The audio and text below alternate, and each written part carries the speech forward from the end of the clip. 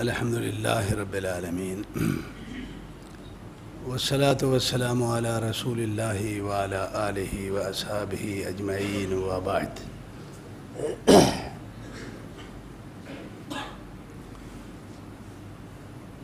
اس طرح کے جو علمی دورہ جات ہیں یہ بہت ہی مفید ہے، اس کا بہت زیادہ فائدہ ہے۔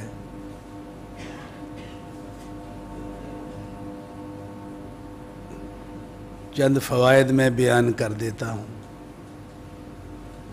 سب سے پہلا فائدہ تو خود مجھے ہوا ہے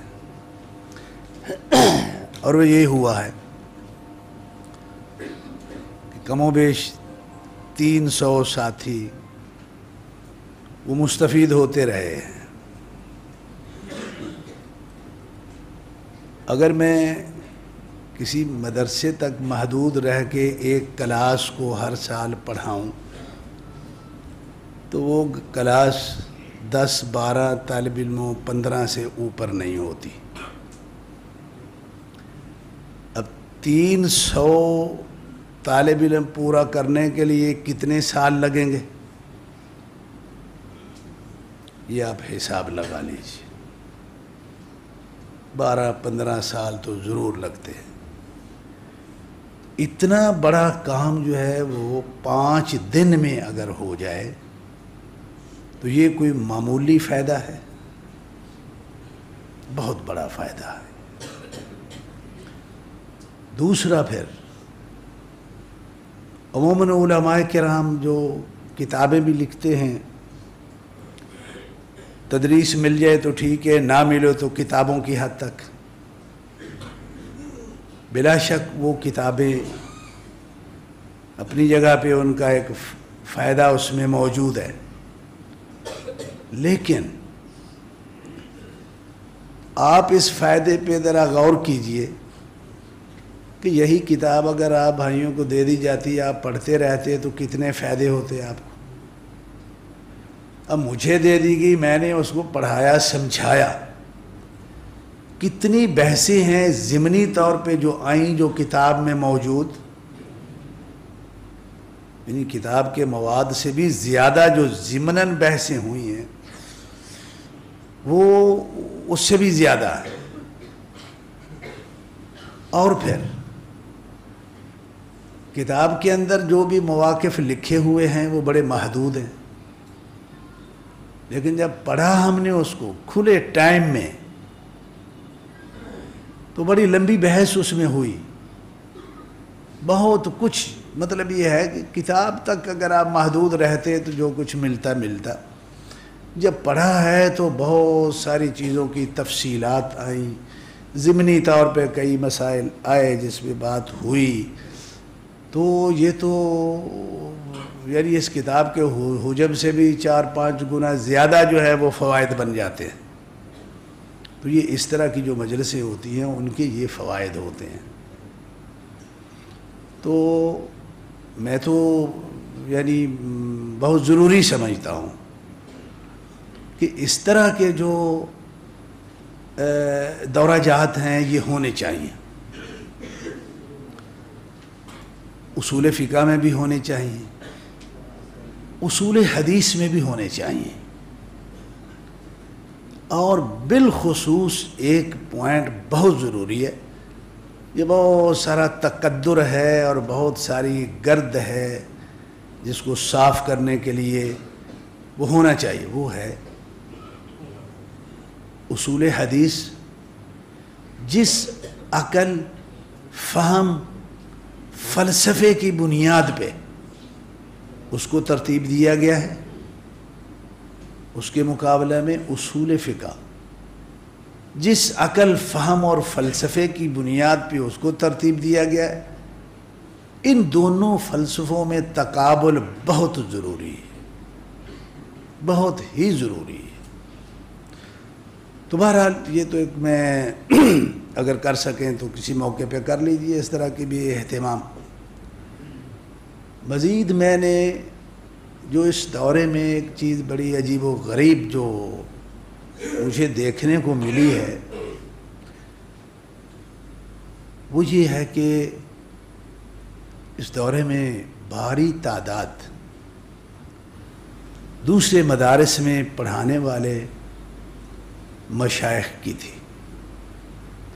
میں تو نہیں جانتا کہ کون صاحب کہاں طالب علم ہیں کہاں استاد ہیں،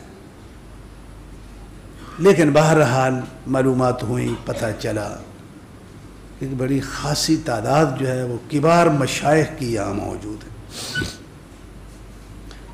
اب اس میں میرے لیے ایک بڑا سبق ہے، وہ یہ کہ ان مشائخ نے اتنے بڑے مشائخ ہو کے مجھ جیسے ایک عام سے آدمی سے اتنی تواضع سے بیٹھ کے وہ سنتے رہے. اس بات نے بہرحال مجھے متاثر بھی بہت کیا اور میں حیران بھی بہت ہوا ہوں کہ فی زمانہ اس طرح کے منظر نظر نہیں آتے.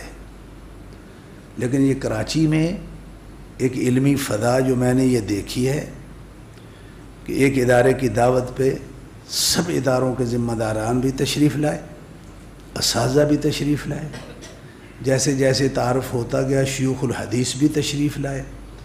کسی نے آر محسوس نہیں کی کہ وہ یہاں بیٹھے ہیں یا وہاں بیٹھے ہیں، طالب علموں پہ آگے بیٹھا ہے اور شیخ الحدیث سے پیچھے بیٹھے ہیں. یہ جو ایک منظر ہے یہ بڑا عظیم منظر ہے، بڑا عظیم مظہر ہے یہ تقوی کا، سنجیدگی کا، للہیت کا اور سلفیت کا. سچی بات آپ کو بتاؤں، اہل حدیث ایسے ہی ہوتے ہیں، جو اصلی ہوتے ہیں وہ ایسے ہی ہوتے ہیں. اس کے اندر تواضع ہوتی ہے، تواضع ہوتی ہے. اور پھر میں ایک اور بھی میرے ایک جو تاثر ہے وہ یہ کہ جس کا میری ذات سے تعلق ہے.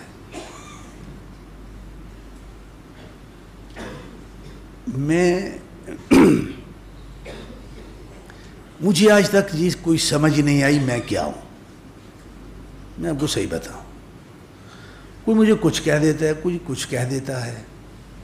آج جامعہ دراسات میں پروگرام تھا، وہاں ساتھیوں نے مجھے ایشیا کا جو ہے وہ اصولی بنا دیا.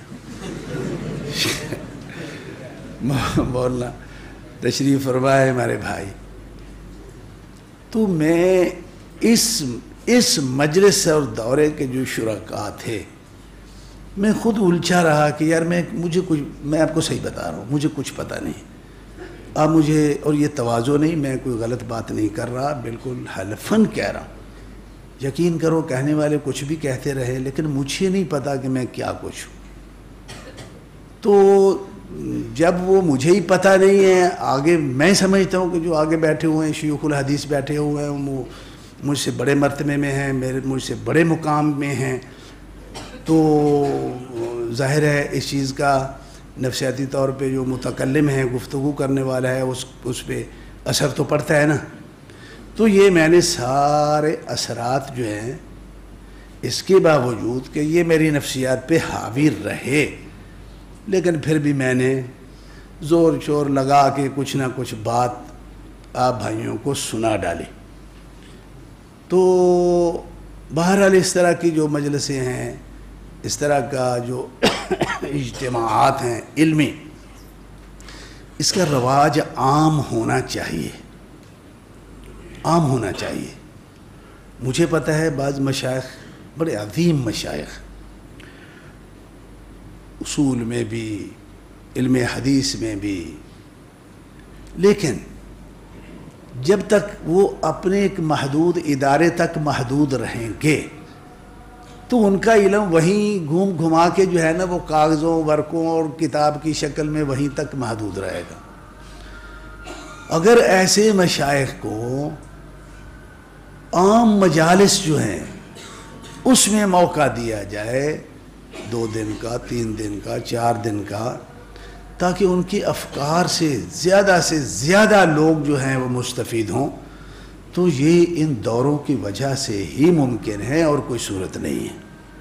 تو بہرحال جامعہ ابوبکر علیہ السلامیہ کے جو ذمہ داران ہیں، اللہ رب العالمین ان کی ان خدمات میں اور نکھار پیدا کرے.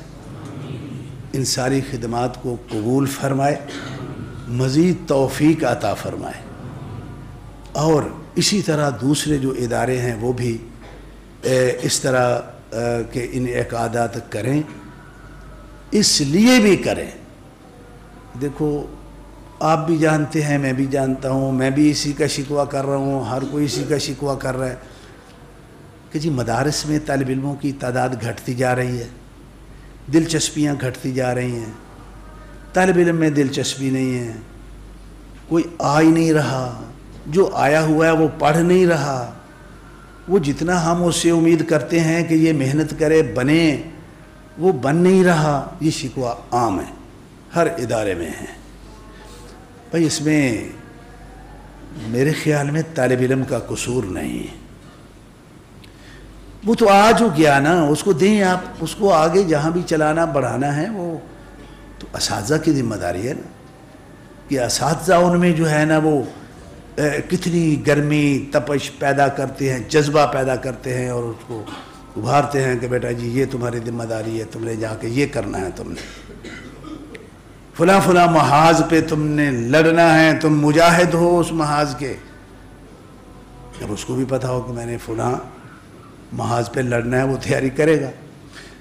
تو یہ ساری ترغیبات جو ہے وہ ہونی چاہیے، تو اس پہ توجہ بہت ضروری ہے۔ بہرحال تو یہ ایک جو کاوش ہے جامعہ کی طرف سے، میں یہ سمجھتا ہوں کہ اس فکر کو اجاگر کرنے میں اس کا بڑا بھاری کردار ہے۔ اللہ رب العالمین قبول فرمائے، رحمتیں فرمائے، مزید توفیق عطا فرمائے۔ سبحانک اللہم ربنا و بحمدک